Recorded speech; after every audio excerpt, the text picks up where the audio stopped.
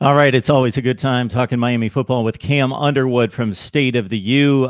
Please check out my YouTube channel for the best in college football coverage, top to bottom. Subscribe, hit the like, hit the comments, which we don't have to have an issue with that when we bring Cam on. Hundreds of comments each and every time we have him on. But want to remind you as well with the audio, if you just want to listen to the audio, we're on iTunes, Podbean, Stitcher, and Google Play for the complete conversation. All right, Cam, you ready to crank it up? How are things? Yeah, I'm always ready to crank it up. It's spring break season down here in South Florida, so lots of college kids making their way down to South Beach and everything. But our college kids are going to make their ways back to the practice field coming up in a little bit here. So it's always a fun time when we get some football around these parts.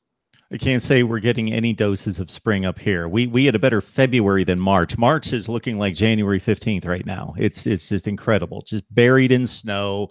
It's at least sunny for the last couple of days. That's about all I can say for it. Well, I mean, I definitely cannot commiserate with you on the weather as I'm looking out my patio with this bright sunshine and my ceiling fan and air conditioning on and everything. But yeah, it's pretty decent. So at least it'll be warm when the kids. The college kids get on the field and they, work up a sweat for their practices and everything. But yeah, it's pretty nice down here right now. Yeah, so the Canes hit the practice field this week, and of course, the spring game in late April. We'll all be looking forward to that. I asked a question, Cam, on Twitter a few days ago about breakout players across college football. And that's kind of a buzz term we constantly hear during the offseason. Who's going to be a breakout player? And to me, that's a guy that's either completely obscure, off the radar, maybe just plays on special teams, and a particular team need him to step into a starting role and make an impact and be a good player. Or maybe it's a good player that has the potential to be a great player, an impact player, a national player. Somebody brought forth the name of Gerald Willis, who was a huge, big-time recruit, defensive tackle. Give us a player profile on this guy. Yeah, Gerald Willis is a guy that has all the talent in the world, and he's going to have to play to that level this year for Miami. He's a two-time Scout Team Player of the Year for Miami, which is crazy because he transferred from Florida, where he was like a 4-star, 5-star recruit 5 years ago, and he played in some games for them as a freshman, didn't really get along with the coaching staff or the players there, transferred to Miami, sat out that year, and was Scout Team Player of the Year, played some snaps in 2016, but was injured and got suspended like once, then missed the 2017 season for personal reasons, and everything I've heard is fine, so he's back with the team. But when he rejoined the team last year, he was, again, pretty much unblockable because you got a 4-star, 5-star guy who's 6'2", 285 or 300 pounds, going against second and third team offensive linemen. So, yeah, he's going to eat. So that's why in 2015 and then again in 17, he was the Scout Team Defensive Player of the Year because you have a starting caliber player playing on the Scout team. And that's just, obviously going to go well for him and not the opposing offense. But yeah, Willis is a guy with all kinds of talent. He's mean. Some people circulate on Twitter still. He was going back and forth with one of the other guys in his signing class when he signed with Florida a few years ago, where they were talking about a jersey number and everything. And he was very ornery in that conversation. So he let that be known. So he has that edge to him, and he has the talent. He does good things with his hands. He's, like I said, he's 6'2", about 300 pounds. So he's going to be a defensive tackle more in your R.J. McIntosh kind of mold than a Kendrick Norton, more of your 3 technique than the nose tackle, if you will. But yeah, he's strong. He's talented. He uses his hands really well. And he's got a mean streak to him, and hopefully he's hungry because, only having played a handful of games in the 2016 season, I mean, he played a handful of games at Florida in 2014, a handful in 2016. So you're talking an elite caliber athlete only having played like 10 or 11 games in the course of 4 seasons.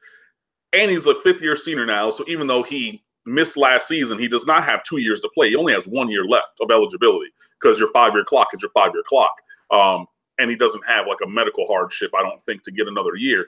So, yeah, he should really be one of the starters and one of the key foundational guys on the defensive line. And, he seems to be in a better place when you see him on Twitter, just with his conversation and like the way that he interacts with people, obviously drawing rave reviews from the coaching staff and from everything that's been reported. So yeah, Gerald Willis is a name that you might have forgotten about, but definitely a name to know for the Miami Hurricanes, because he's going to have to play a big role for us to be successful this year. This is not a guy that I remember watching play at all. So when somebody threw out the name, I've got to admit, and I say I watch college football all the time and I'm all over it, but hey, I miss guys. And this is one that I am not aware of, and somebody threw out his name. So I'm looking at the 2016 stats that you're alluding to, and what jumps out to me, for a guy that didn't play much and only had 19 tackles, those were disruptive tackles. 19 tackles, 5.5 tackles for loss, 1.5 sacks. He batted down 2 passes. So those are like forceful plays in the backfield for only 19 tackles. Yeah, I mean, when Miami finally went to the Manny Diaz defense with, penetration being by the defensive line being a premium, and then you obviously scheme to have other players behind them cover for those gaps, but more often than not, you want those defensive linemen to get up the field, and that's one thing that Joe Willis really excels at. Like, I have a gap, and I'm going to get there, and I'm going to beat you. And yeah, that's 5.5 out of 19 is over 25%, over 1 out of 4 of his tackles were tackles for loss in 2016. So he's out there making plays when he gets out there. So that really shows you. And again, I only think he played in maybe 7-8 games that season. So it wasn't even a full real season's worth of work. And obviously there's other guys who were older in front of him and things like that. But 19 tackles, 5.5 for loss, 1.5 sacks, and other disruptive plays. This is a guy that Miami really needs to step up and play to that caliber every single game. But yeah, for those outside of Miami, who are not bloggers or writers or fans, you probably don't really remember him because, again, like I said, he's only played a handful of games in 4 years. But Gerald Willis is an elite talent, and Miami really, really needs him to play like that. We've got Cam Underwood on the line from State of the U. Please join him and the rest of the staff right there for the very best in Miami football coverage, with the Canes going to spring practice this week. And if you're a geek like me, you want to catch up on a particular football team, and this is obviously one of the elites, you go there and you go position by position, you get caught up like that, and posted the defensive line preview today. So check that out. Also an interesting topic in terms of the men's athletics program. Can't wait to see what you have to say there, Cam, in regards to the men's athletics program being at a bit of a crossroads. Yeah, that wasn't me. That was one of our other contributors, Justin Tavio, who wrote that. We're really looking at evaluating the history of the hires in the big 3 sports, really. So you're talking men's basketball, football, and baseball, especially with our legendary coach, Jim Morris, this being his last year, and then the plan of succession moving forward with that. So Justin really, he ruffled some feathers with that one, honestly. There's some people who are not too pleased about the point of conversation there. But it's really an interesting read. And even if you don't necessarily agree with it, first of all, I want to say that I'm not a click monger. I don't do those things on the website where I say, I'm going to just be contentious so that people get riled up. That's not what I personally do with our website that I've been running for. This is going into my 3rd year running the website and my 5.5 years with State of the U. So we don't really do that. So I do believe that Justin Tavio, one of our main contributors, really believes what he wrote. And people can disagree with that, but I'm not out here trying to poke the bear or, just like throw rocks at a beehive just to get people mad. He really does believe those things. And we do have a variety of opinions, on our website and in the fan base in general. But yeah, he was really looking back at the history of some of the hires there, looking at Frank Haith on the basketball side of things, looking at, Al Golden, Randy Shannon on the football side of things, looking at Gino DiMare for the baseball side of things, who's a name that I'm sure that people outside of Miami don't know, but he's going to be the next head coach. He's already been named the coach in waiting for 3 years. And, if that's a good idea or a bad idea, and, spoiler alert, he says it's a bad idea, but, we do have an interesting conversation going on there. So I urge everybody to read that and then really with an open mind to it. And even if you disagree with it, keep a conversation going. Don't just, hate monger, say, I disagree with it. Cool. I kind of disagree with some of the things that he brought forth. But again, I don't want State of the U to just be what I think only solely. And, we do have a diversity of voices. So really go check that piece out. It's a really interesting read. Mark Rogers TV, we're the voice of college football. So when I say voice of college football, I mean me. I mean our great contributors like Cam Underwood. And then you join the conversation as well with your likes and comments. And please subscribe to my YouTube channel. And if you love the audio to drive to work and that sort of thing when you're working out, iTunes, Podbean, Stitcher, and Google Play. Just search Mark Rogers TV. And we look forward to releasing a number of format changes for you. And we'll get into those at a later time. So we've talked Gerald Willis. He could have a monster season in 2018. As you scan the field, offense and defense, Cam, who else maybe needs to be a breakout player, who needs to fill a role, or who do you think just maybe based on massive talent is going to be a breakout player? Okay. Well, I mean, there's levels to breakouts and things like that, but we've been talking about this for a while. So I'm just going to give a couple of names of some guys who might have a larger profile on the team this season than in years past. Number one is going to be somebody at quarterback, I think, either N'Kosi Perry or Jaron Williams, the top two rated players at that position. Perry is a redshirt freshman, talked about him a lot last year. Jaron Williams is a true freshman, U.S. Army All-American. He's going to be in his first fall camp or spring camp this year and going into the fall as an early enrollee. So I think one of those guys, I think DJ Dallas at running back / athlete / offensive weapon is going to have a bigger role.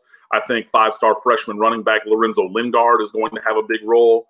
I think fellow freshman Mark Pope is going to have a big role. I think freshman Brevin Jordan is going to be the starting tight end and have a big role on this team. Also just stepping up, I think Navon Donaldson, who started at right guard for this team last year, he's going to have to step up a little bit. Also, Jonathan Ford on defensive tackle, Jonathan Garvin at defensive end, Nesta Silvera at defensive tackle. They're all going to have to step up. And then a couple of guys in the secondary. Trajan Bandy is going to have a bigger role. Amari Carter is going to have a bigger role. And then there's a few freshmen, Gilbert Frierson, DJ Ivy, Gervin Hall, who are all going to have roles on this team moving forward. So I'm not going to say that all of those guys are going to be your first team All-American type guys, but I think all those guys that I've listed are either going to increase the role that they had from last year, or for those freshmen, they're going to play some kind of significant role on this team. And I know that usually on some teams will say, oh, hey, it's, like last year I would have said, oh, it's Mark Walton, like a singular player. But Miami really needs a lot of guys to step up into the roles that have been vacated. And just into those snaps and, those catches, those yards, those rushes, things like that to replace what was lost. And then also, I know he's not really a breakout player in that you don't know his name, but Amon Richards is a top 5 receiver in America. And I've said that, and I got some pushback from Miami Hurricanes fans for saying that, but I stick with that. And he was injured pretty much all of last year. And even those times when he was 80% and not 50%, he was still running away from guys. He was still jumping over guys. He was still that dynamic player that we know he can be. Yeah, his timing was off last year. Yeah, he dropped a couple passes last year. But Amon Richards is a dynamic player. And even when he was, 60, 70%, he would be on the field and you would see defenses shift. They would just roll coverage his way because you had to do it because of the threat of him as an athlete. So I really look for Amon Richards to have a healthy junior season and get back to that All-American form that he had as a freshman in 2016.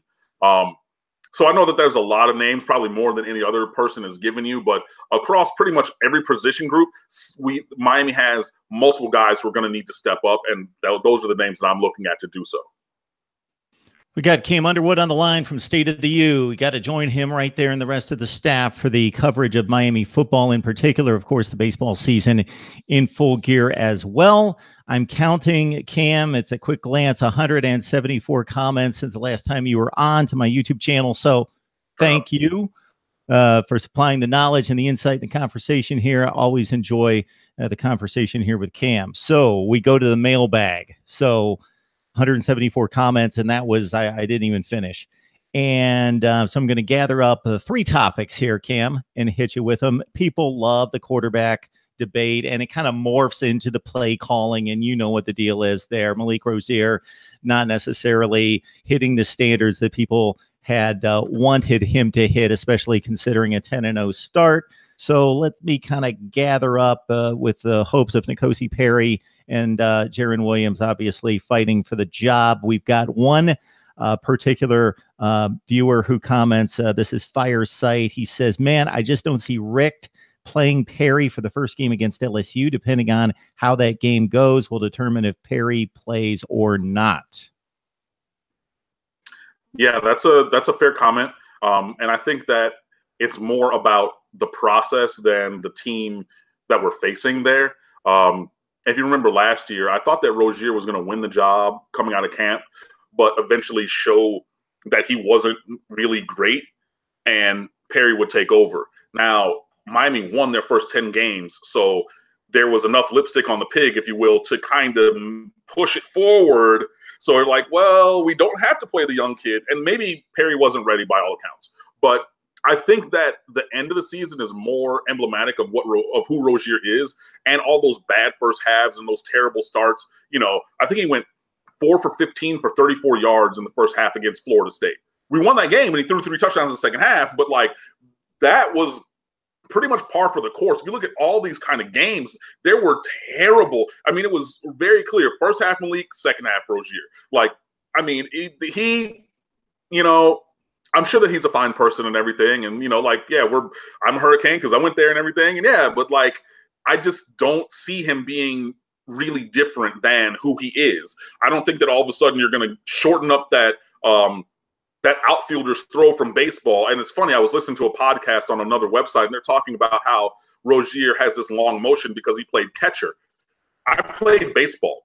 The catcher has one of the shortest throwing motions because they put the ball right their ear and they throw. Outfielders, they have long, loopy motions. So it was funny to me to hear somebody talk about, oh, he's played catcher, and that's why. No. Sorry, that's factually inaccurate. Like, out of anybody, infielders and specifically catchers, they're going to go from the glove right to the ear and throw. They're not going to dip and do this loop thing that Rozier does from his time, not as catcher, but when he was playing the outfield. I don't think that you're really going to change that. That's like, you remember Tim Tebow trying to rework his throwing motion all the time.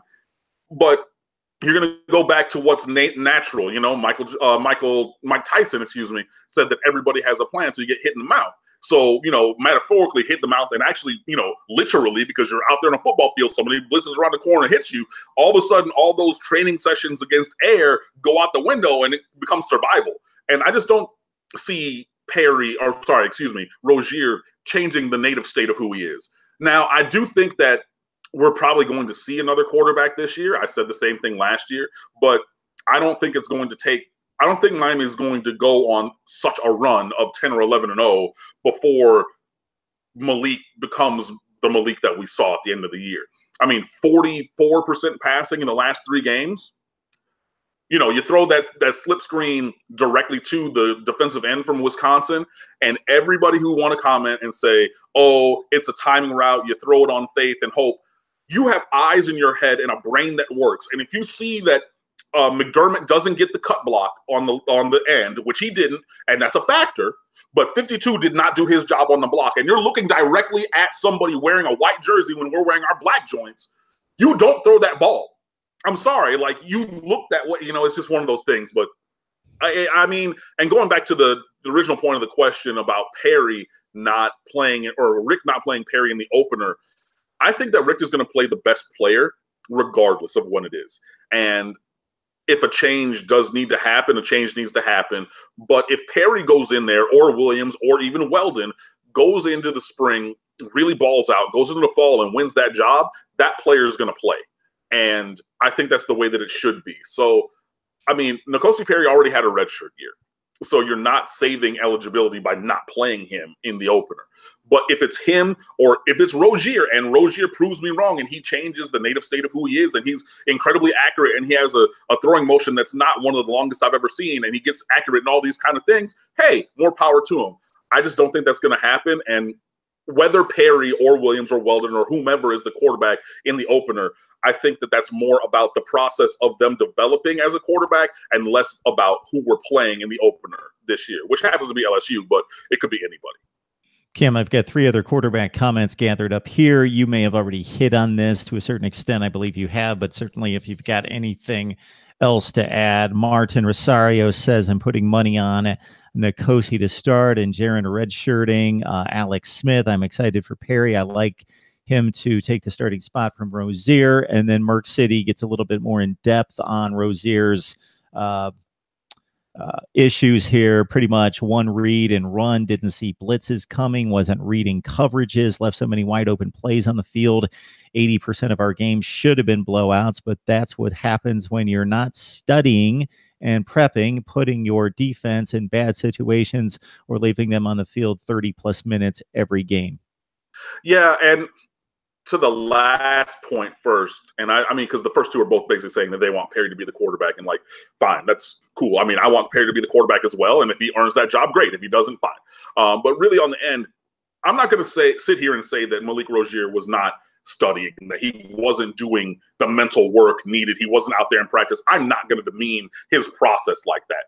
I'm going to say that the result and the performance wasn't there, but I'm not going to demean his work ethic because I'm not in the building. I'm not going to sit here and bash him on that.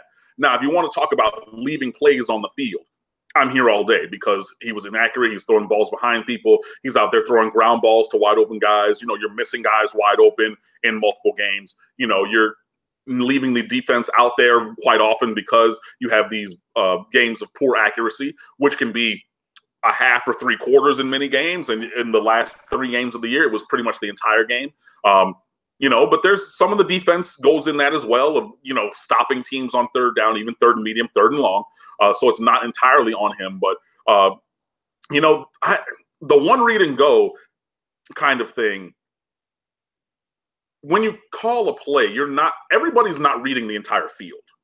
And you have to realize that, because even if you call a play, and I talk about this at the high school level, St. Thomas Aquinas, when they're really rolling, what they do on their JV is they run their varsity offense. So it's a full field offense, but they tell the quarterback, and it's very clear by how he works, read right side or left side of the field and ignore the other side, even though they're running the full offense. When you get to the varsity level, sure, we're going to try to go, and be bilateral.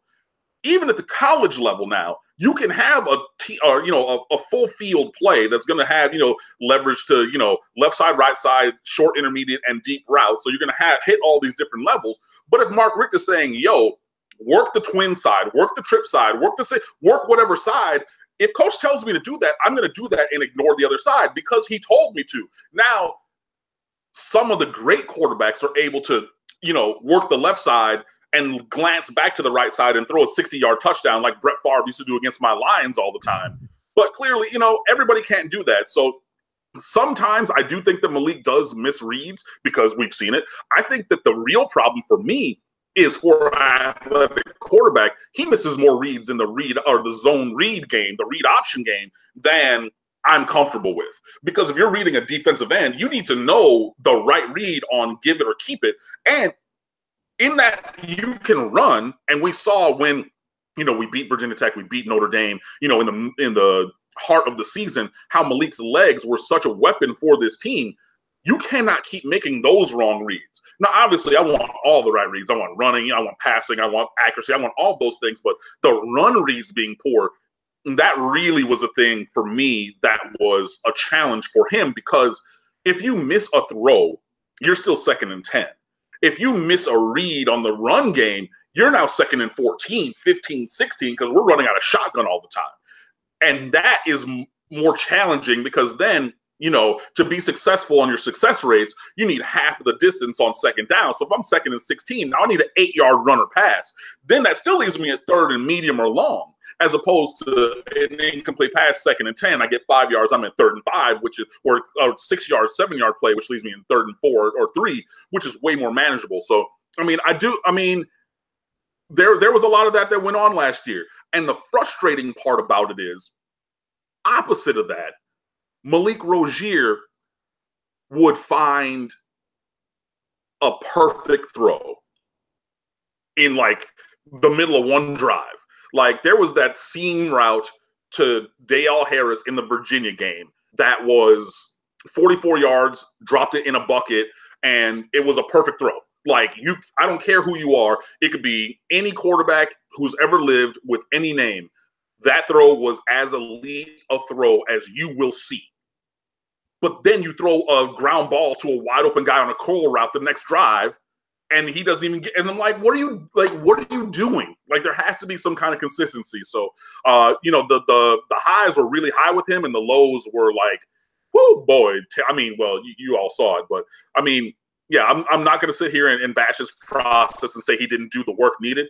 I mean, mental work and the study work and all those kind of things, but the performance does need to be better. And especially when you can make those elite kind of plays, when you make the correct reads in the run game and the pass game, and you're doing all those things intermittently, that's the kind of greatness we need to see on a more consistent basis from Malik Rozier or whoever plays that position. We're diving into the mailbag with Cam Underwood, State of the U. Join him right there for Miami football coverage, baseball season as well. Of course, subscribe to my YouTube channel for the very best in college football coverage. 97 media contributors just in 2017. Google Play, Stitcher, Podbean, and iTunes for the audio. Okay, new subject here, Cam. Defensive line coach. Great hire according to Terry King. Viewer comments here. Terry King says, great hire with Coach Simpson. Don't be surprised if the defensive line is just as good or better this year. It will depend on the D tackle play. If we get great play from Silvera, Bethel, Willis, Ford, we will have one of the best defenses in the country, not just the ACC. The back seven is loaded. The secondary has depth. Go Canes. Yeah, that's a lot there. The secondary does have more talent in bodies and numbers than we've had. Linebackers are the same three guys that they've been for the last 2 years. So, I mean, you put those together in the back seven. Yeah, and we do need all the guys up front to really play well. I think that Demetrius Jackson, coming back from a torn meniscus, he's going to play both end, and I think he's going to go inside to tackle a little bit, just like his high school teammate Chad Thomas did last year. And I think that our Demetrius did that as well on a couple plays. You put your speed package in and you take a defensive end, put him inside, with, three other guys and things like that. So, yeah, the defensive line position does have some talent. We do need all of our guys to really play well. We're going to rely on some younger guys. Jonathan Ford, Nessa Silvera are a sophomore and a freshman each. I think that Jordan Miller, who's a true freshman as well, is super underrated because he lived in the middle of nowheresville. I mean, this school that I had never even heard of for 3 years before he transferred to Jacksonville Sandalwood. And then he all of a sudden blew up because a kid never did any camps or combines or recruiting events really, but he's 6'4", 330 pounds. He does need to lose a little bit of baby fat in there. But, I mean, I watched the film on Jordan Miller, and I really liked what I saw. I liked what I saw out of Jordan Miller more than I liked from some 4-star and 5-star guys at the defensive tackle position. And that's just being truthfully honest. And I talked to a lot of recruiting analysts that I am close with and whose opinions I respect, a bunch of football coaches who I'm close with and whose opinions I respect. And to a man, they pretty much all said the same thing. Now, I'm not going to say that, like, Jordan Miller is the best defensive tackle recruit in America, and, we lucked out on that, but I think that he's way better than people are giving him credit for. So he would add into that rotation as well. Going to the coaching level, Jess Simpson, he was not on my radar. I wanted Kevin Patrick from NC State, who's a Miami Hurricanes Sports Hall of Famer. He was a first-team All-American and national champion when he played here years ago. But Jess Simpson, he's certified. I mean, he coached at Buford for 20-something years. He was head coach for 12 years. They won 7 state titles out of 10 appearances in a state championship game out of 12 years. He had 12 losses in his entire high school coaching career at like a 93%, I want to say, win percentage. And everybody in Buford was like, yeah, we never expected him to stay here for 20 years. Like, even from when he was an assistant and defensive coordinator, like, we thought he was going to be gone in 4 or 5 years. And you hear that, you read the profiles, and there's college and professional defensive line coaches who would go to Buford, Georgia, to learn more about coaching defensive line from Jess Simpson. He's been around this game for a long time. He developed a lot of players at that level, went to Georgia Southern or Georgia State for a year. Then he was with the Atlanta Falcons for a year as an assistant coach. He wasn't like the defensive line coach, but he was a defensive assistant in the NFL. And then, now he's with Miami and Mark Richt. So it's turned out to be really good, and everybody is saying that, he's such an authentic person that he's going to do well on the recruiting trail, which, even though I do still think that Craig Kulagowski is the best defensive line coach in America, there was much to be desired on his recruiting of defensive line. And I wrote about that around signing day. And from all the early returns, Jess Simpson has the same caliber of coaching ability and an increased amount of recruiting ability because he's personable. He's a family guy. He has 4 kids, which is, something that Mark Richt obviously wants on his staff. And, everybody's saying, if it takes relationships and being authentic with the kids and their parents to really be successful in recruiting, Jess Simpson's going to do well. And he already has gotten a commitment from a player, and he's working on a bunch of other players in this class, 2019, and then also next classes, 20 and 21, all to rave reviews. So, if this is a guy who coached at the high school level for 20 years only because he wanted to keep his family in the same place while his kids grew up, which is by all accounts what happened, and then immediately got a job at the college level for a year, even if it's a smaller school, and after a year doing that, he got a job in the NFL, yeah, no, that's going to work for me. So obviously I want to see the player development when we get on the field with these guys, and spring practice does start on Tuesday. So hopefully all these guys who are being coached up by Simpson, they do develop, and then they do have a high level of performance in the next football season. But, as far as, oh my goodness, sorry, as I sit here right now, I have nothing but positives that I've either heard or read about Jess Simpson. So I'm excited to see what he can do in Miami as defensive line coach.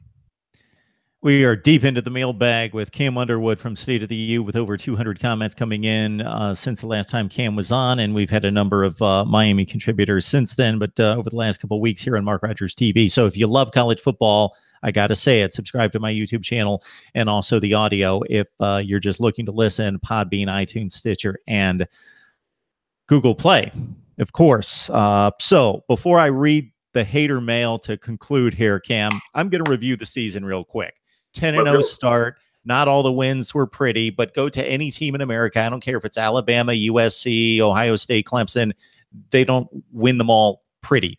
That's just the way it is. There's actually competition on the other side that makes it difficult to do that each and every week. 10-0 start, though. Virginia Tech, one of the top 20, 25 teams in the nation, one of the top maybe 10 to 15 defenses, made them look silly. Annihilated Notre Dame like nobody else. And the Irish actually proved after that they were pretty darn good. Beat LSU, North Carolina State, crushed USC. So the 10-0 start to me was legit. Yeah, some ugly wins, but everybody has them. Yes, 3 consecutive losses to conclude. I would say Wisconsin, Clemson, 2 of the best defenses in the country. So there it is.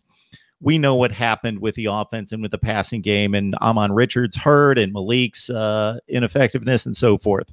Okay, Quinn Allen, just 4 days ago, writes Cam, one fluke-ass season in which you all end on a losing streak. Y'all Canes go do ya talking crazy talk. LOL. I mean, yeah, and you just heard me, LOL. But that's, haters are going to hate. And I don't know whose team or he roots for, which team he roots for, but I would wager probably either Florida or Florida State.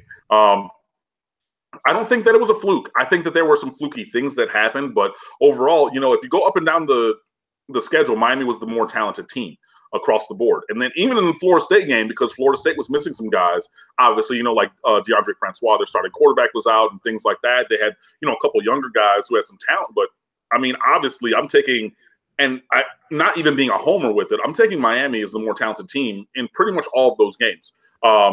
And I think that actually bore itself to be true. Now, obviously, some of the inefficiency on offense made the games a little bit closer, and we had to come from behind. But Miami had the talent and production to be able to do so. So, I think that people are upset because people do love to hate the U. And I'm wearing a shirt right now today that says "Built Off Hate." And I know that our audio listeners can't see it, but the U is obviously the Miami U, and we are built off hate, and I love it.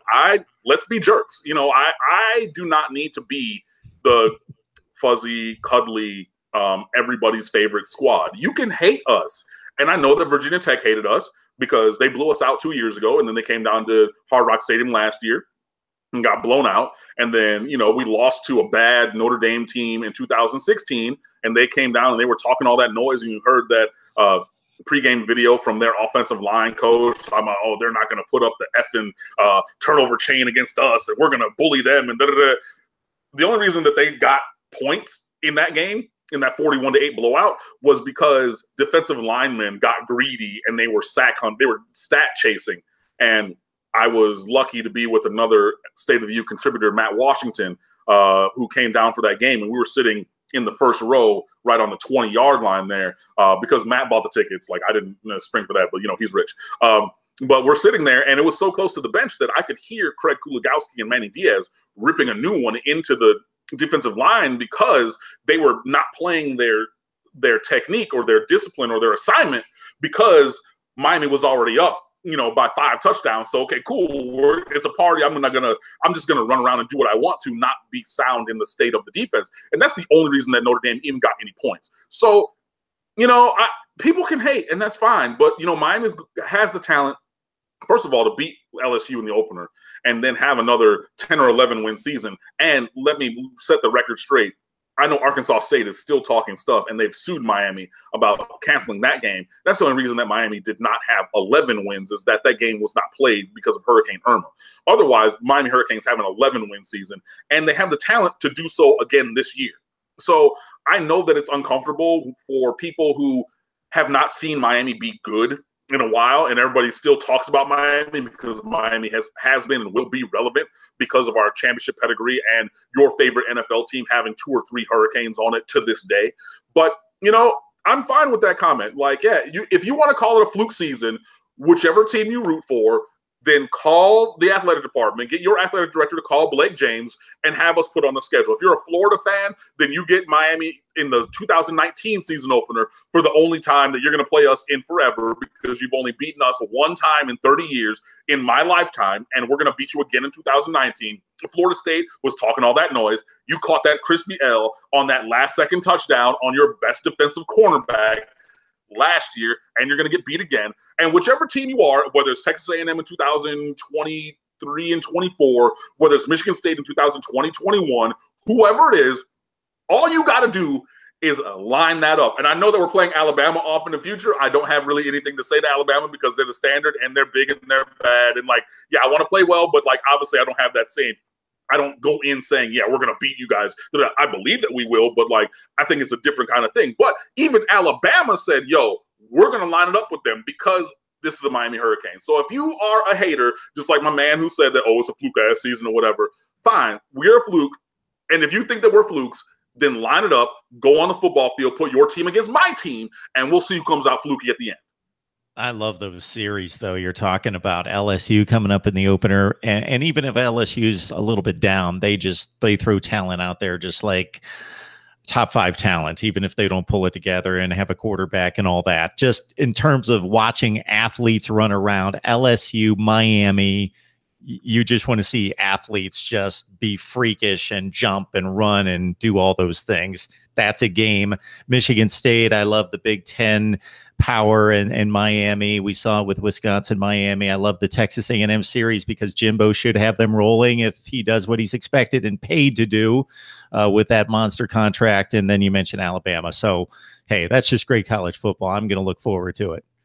Yeah, those are all great games. And, you want the spectacle. You don't want teams to really slow it down and, do those kind of things. And I get where at a service academy, you're going to run the option because you have a dearth of talent versus, a top team. But yeah, Miami, LSU, if you're looking for athletes, let me tell you, both teams got them. And I know that, people are trying to say, oh, LSU is down and they don't have, whatever. They didn't get Pat Surtain Jr., so they don't have the ace cornerback, defensive back recruit or, player on their team. They don't excuse me, they lost Darius guys.